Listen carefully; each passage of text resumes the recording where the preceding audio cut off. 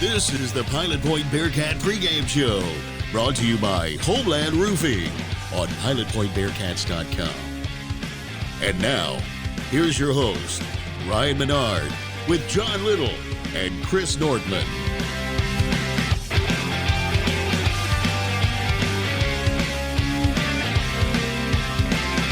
And we're back. This is the Pilot Point Bearcat Pregame Show, brought to you by Homeland Roofing. Fresh off a bye week. Y'all refreshed and ready to go? We're here. We're ready. Yes, sir, Ryan. I need a nap after that 58-55 instant classic in Ponder. That's exactly what I was about to say. After the emotional toll that game took on, us watching the game and announcing the game, I needed a break. I'm refreshed. And we come off this bye week to homecoming. So it's always exciting. This Friday night at Massey Stadium, the Bearcats continue their push to the playoffs against the Boyd Yellow Jackets. And like I just said, it's homecoming. Yeah, y'all seen any odds out there for homecoming king? And I have not seen the scouting report at all, but I'm guessing White Smith is in the court. I'm giving him the dub. Well, your quarterback I think quarterback's always the favorite, right? Yeah, I think so.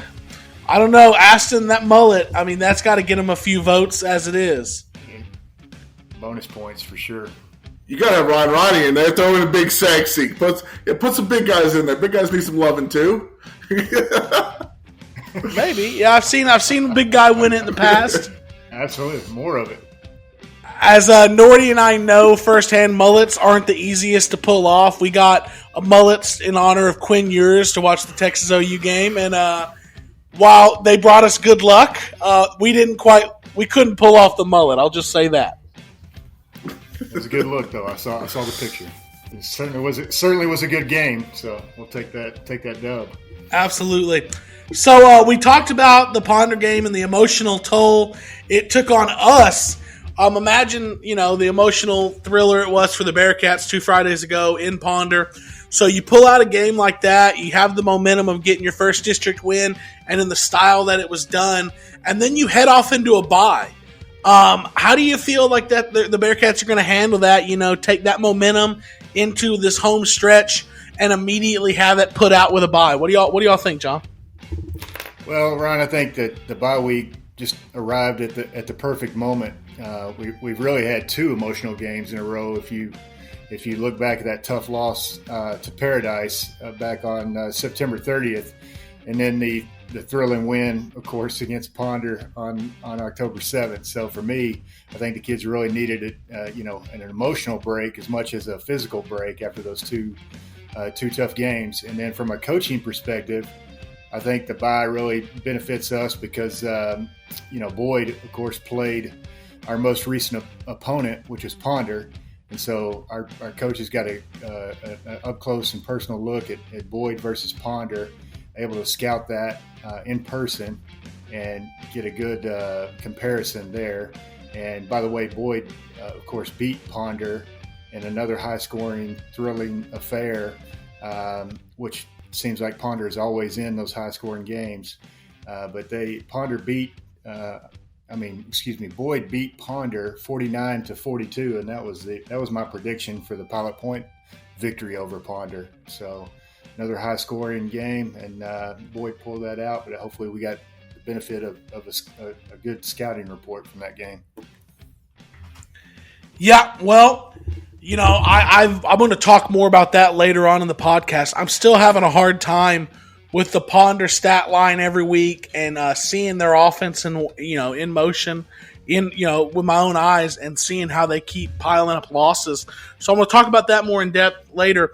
But I do want to go to Nordy and see what he thinks about coming off that emotional win, going straight into a bye week, how he thinks that might affect the Bearcats. I kind of got to echo a lot of what John said. It couldn't come at a better time for us, coming off that hard-fought game we just had, all the effort, the energy that we just put into that. Definitely on the field, and then us guys up there in the press box were having a good time 2 weeks ago as well. So come at a good time, good opportunity for us to get a break. We also have 2 hard-fought games coming up here that are going to determine what happens out in district. I was listening to the post-game show just a little bit ago, and they were making a little Al Davis reference of just a win, baby, win And I think that's what we're going to definitely have to do in these next two here coming up. Boyd kind of shocked me. I was looking at the Ponder Boyd stat line, and they held Ponder's quarterback to only one passing touchdown. I think we allowed him 5, and he had 2 interceptions too. So I was definitely kind of shocked by that, but I definitely think this bye week is going to help us get refreshed, get ready for this hard-fought next 2 weeks we have coming up. I want to go a little bit of a different way, right? So you've come off some close losses. We've talked a lot on this pregame show about special teams, how week in and week out the little things and special teams do you in. Well, against Ponder, we ended up coming out with a positive special teams play with the surprise on side. You get the momentum of getting that first win. I'm thinking I want to carry that momentum straight over into Boyd in a game that I need to win, straight over into Peaster, another game that I have to have a win.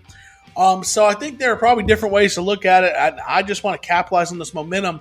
But that being said, you see it all the time in football particularly, where a team has a really emotional game, whether it's an emotional win or an emotional loss one week, having a hard time turning around the next week and really answering the bell with the same level of energy. So we'll see how it affects the team Friday night at home for homecoming. A lot of external excitement surrounding the game, so maybe some of that external excitement will help carry it over. Go to some district results and standings. So last week was Pilot Point's bye week, but our district still was going and had some very interesting outcomes of their own. We'll start with the one that we all kind of texted about and ended in a little bit of a controversy. Brock beating Whitesboro 39-35. Brock scored a late touchdown in that game to take the lead, and Whitesboro was able to mount one final drive to try to come down the field and get in the end zone before it ended, and ultimately they were stopped just short. Saw a picture earlier in the week that showed it did look like they came up a yard short, but nonetheless a really entertaining game out there in Brock. We had Boyd beat Ponder 49-42. Like I said a minute ago, having a hard time witnessing this Ponder offense and think, I know the problems with the defense. Obviously, every week they're allowing a ton of points. But that offense just seemed to be a well-oiled machine, and you'd think other teams would make the mistake here and there, and Boyd or Ponder would find themselves on the winning end of some games. Especially, I expected them to beat Boyd. We have more on Boyd in a moment, but I really expected Ponder to beat Boyd. Couldn't get it done, though. And then Paradise moved to 8-0 on the season, obviously still undefeated in district, with a 48-14 win over Peaster at Peaster. So Peaster still yet to get their first district win, and Peaster's kind of on the outside looking in in this final playoff push. Matchups this week: Pilot Point at home versus Boyd. The 8-0 Paradise Panthers at home versus Brock. That game brings a lot more excitement than we thought it would when this season started. And then Peaster at Ponder. And we'll get to the district standings. Brock and Paradise tied for the top spot, both undefeated in district. Whitesboro with the one loss to Brock is in third. They still have to play Paradise. Boyd and Pilot Point tied for that fourth and final spot in the district. And then Ponder and Peaster kind of on the outside looking in. Peaster still kind of has a good chance because Peaster still gets to play Pilot Point. But kind of the Peaster Ponder kind of on the outside looking in. It really could come down to this Boyd Pilot Point matchup Friday night on who's going to get into the playoffs this year in that fourth spot. Carrying that over into Boyd. So what do we know about Boyd, our matchup this week? Boyd is 4-4 on the season, 1-3 in district with the win over Ponder this last week. They lost to Brock, Whitesboro, and Paradise. They're led on offense by quarterback Braden McIntyre, but he's thrown for 1,500 yards and 14 touchdowns this year. What's interesting to me in high school, the quarterback is always a running threat, but Braden McIntyre has been almost no threat on the ground this year, with only 19 rushing yards all season. Their other offensive playmaker is Aiden LeMasters, who has 44 catches for 550 yards and 5 touchdowns. And they have a senior running back, Gavin Rosado, who's their leading rusher with 700 yards and 10 touchdowns. Their defense will give up some points. Their defense averages 33 points per game against. And this is one of the few teams we've played this year that actually allows more points on a weekly basis than they score. Like I said, they allow 33 points per game on defense. They only score 26 and a quarter. I've thought that this was a very winnable game all season. Kind of been following Boyd, looking at this matchup. Thought this was very winnable, but after seeing them beat Ponder last week, kind of handle them, it makes me nervous. I don't know if we just got Ponder's best game, but still, Boyd beat him. Kind of makes me nervous. Nordy, what do you think about Boyd? So the more I looked into a lot of their stats, some of the things you were just talking about, I just kind of looked at Boyd as just kind of an average team. I thought a lot of the things, same things you were saying here, is that this is a very winnable game. It does alarm me them coming off scoring 49 points, but with them only averaging 26 points a game, I'm hoping that kind of law average comes back around and they score a little bit less than 26 points. The 1,400 yards from their quarterback doesn't really jump out and scare me, especially when he's thrown for 6 interceptions this year.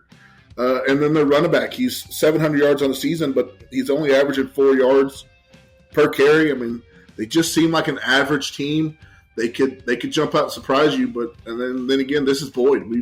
We've had a lot of big games against Boyd. No matter what the records show, they've always fought us hard. I remember growing up as a little kid, a lot of playoff matchups against them in Pennington Field. I believe some in Denton at UNT. Those are always some tough, hard-fought battles. A lot of times, those are some ranked 2A battles of who's going towards further in the playoffs. So this could be a tough game. Boyd doesn't scare me that much, but you never know what they're going to bring to us and try to upset us on homecoming night. I'm absolutely with you on all year looking at Boyd. Very average to below average. Nothing frightening about him at all. But I was so impressed with Ponder, and they turn around and beat Ponder and kind of handle it, and it makes me think, am I missing something on Boyd? John, do you think there's something we might be missing on Boyd? Yeah, I think you guys, personally, I think we're underestimating him. I think Boyd is much better than we're giving him credit for. Maybe we're jaded because last year, they went 2-8, kind of had a real disappointing record. And, so far this year, they're much improved. They're at 4-4. At this point, and last year they were 1-6 coming into the matchup with us. So I'm certainly nervous about it as well because of course, we got homecoming. Could be some distractions there, and then just sprinkle in that this is basically a playoff game because both teams are going to be fighting for that 4th spot. So Boyd typically brings their A game when they face us. And, as Nordy mentioned, we've had all these thrilling playoff battles historically against these guys. So I wouldn't be surprised, really, to see another thriller this Friday night. I wouldn't be surprised either, considering, both of these teams are in the fight for the playoffs, and they're fighting. It's life or death in the playoff picture for both these teams. Either of these teams lose this game, what team loses is really on the outside looking in, really needing help from other people to get into the playoffs, and the winner kind of controls their own destiny. For Pilot Point's case, you win Friday night, you go to Peaster next week, who's really underperformed what we all thought they might be this year, and you get a win in Peaster, and Brock doesn't matter. You've kind of sealed the deal in that 4th and final playoff spot. So that's what we're looking for the Bearcats to do Friday night.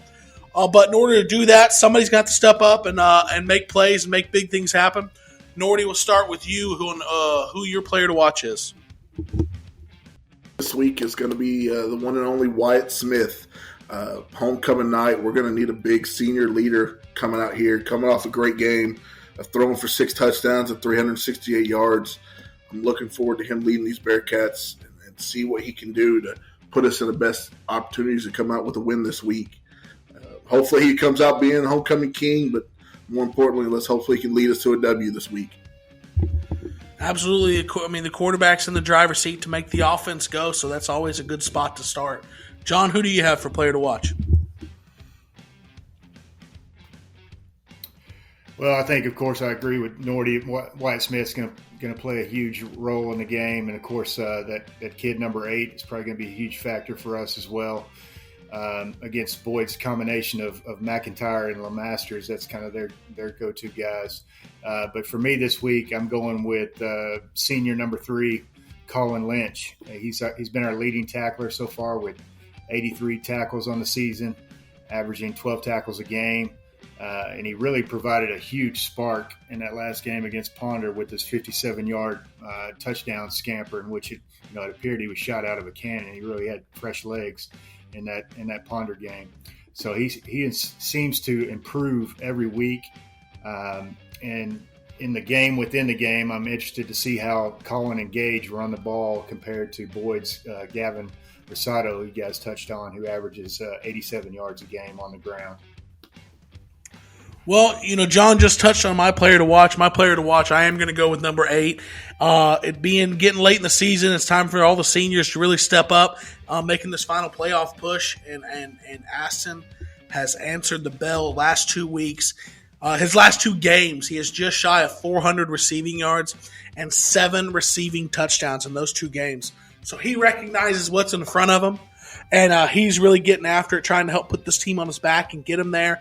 And I expect to see that come Friday night. Maybe if you look at the Sunset Pools subscriber chat line, maybe we shouldn't say his name so much. Maybe we start referring to him by his number or Mississippi Mudflap or whatever we need to do to try to pacify everybody in the group chat. But really, ultimately, like I said, just shy of 400 yards and 7 touchdowns over the last 2 games. I expect him to have another big one, and he's my player to watch. So now that we've gone through players to watch, let's get to John's 3 keys of the game. Key number 3. So for me, key number 3, I'm traditionally a baseball player. Like you, Ryne, I played a lot of baseball, so I'm superstitious. So I got to keep special teams in here as a key because I had them against Ponder and they came through for us. So special teams need to make a positive difference again. We probably didn't give enough credit to Elias Alejos, our kicker. He probably could have been named player of the game in that game against Ponder as he went 3 for 3 on field goals, with his longest being 42 yards.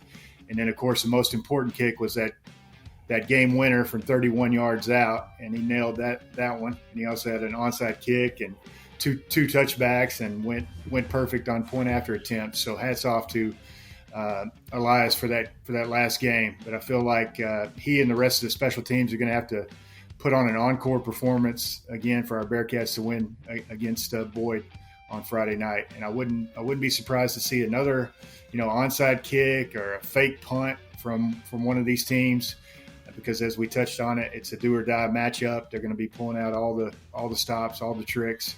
So we're going to have to expect that in this key matchup. That's key number 3. So key number 2. Key number 2 for me is protect your quarterback. So Boyd has on the season 29 hurries and 19 sacks. So they've been bringing pressure in their 4-3 defense. And it's mainly coming from their defensive ends. Senior number 52, Michael Nelson, and senior number 58, Jace Wilder. Jace Wilder has 8 hurries and 8 sacks on the year.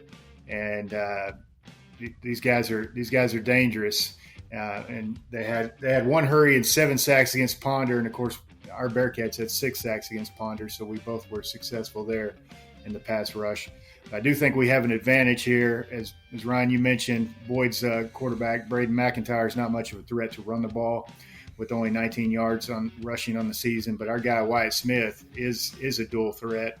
He's got 3 rushing touchdowns, 176 yards on the ground. And as we know, he's been real successful moving the pocket, buying himself some time with his legs.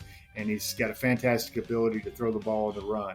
So I think give the advantage to Wyatt there. So key number 2 is how both teams protect the quarterback in this game. And key number 1, let me kick off some music here.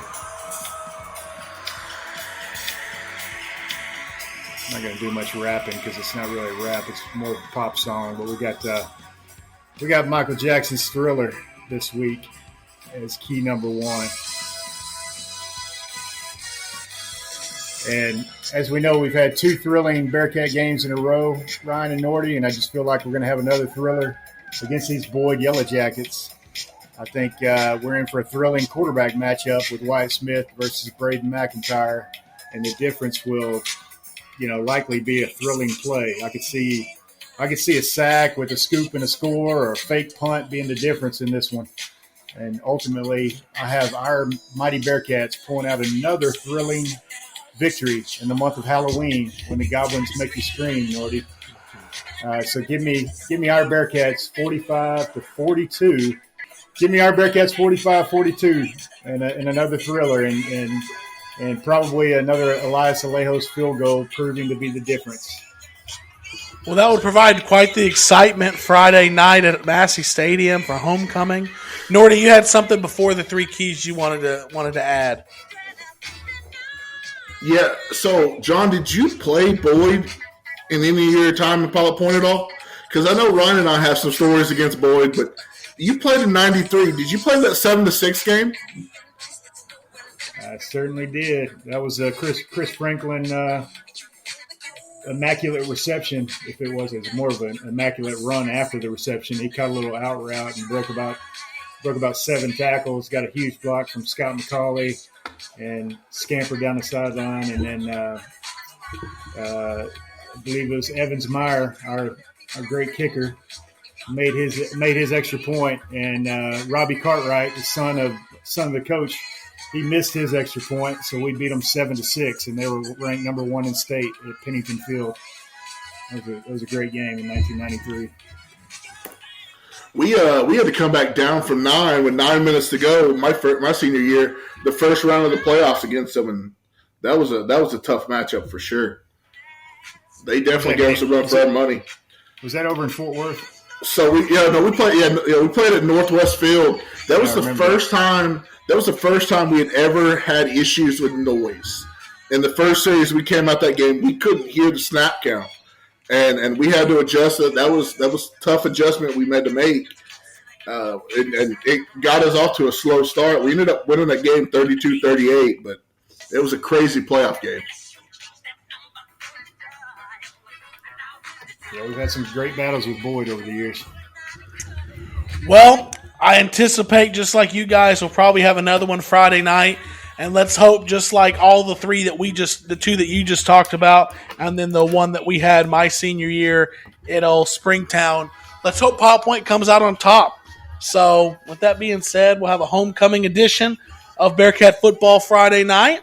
And we'll see you all there. Oh, young Rhett will be there making his second appearance at a Pilot Point Bearcat football game. Yeah, so and heck, we might even get out early to try to tailgate a little. Who knows? But it's been fun, and we will see you all Friday night, hopefully witnessing another Bearcat victory. So that's all we have for you. Go Bearcats. Go Bearcats. Go Bearcats. Homeland Roofing LLC has been serving the DFW area since 2014 and is a proud sponsor of Bearcats football. Homeland Roofing is a full-service contractor who specializes in storm restoration and provides end-to-end service for all insurance claims. If you've had storm damage, you've filed a claim but have questions about that next step, or you'd like a complimentary inspection, call Homeland Roofing at 469-343-3536, 469-343-3536, or find us on Facebook, Homeland Roofing, Texas.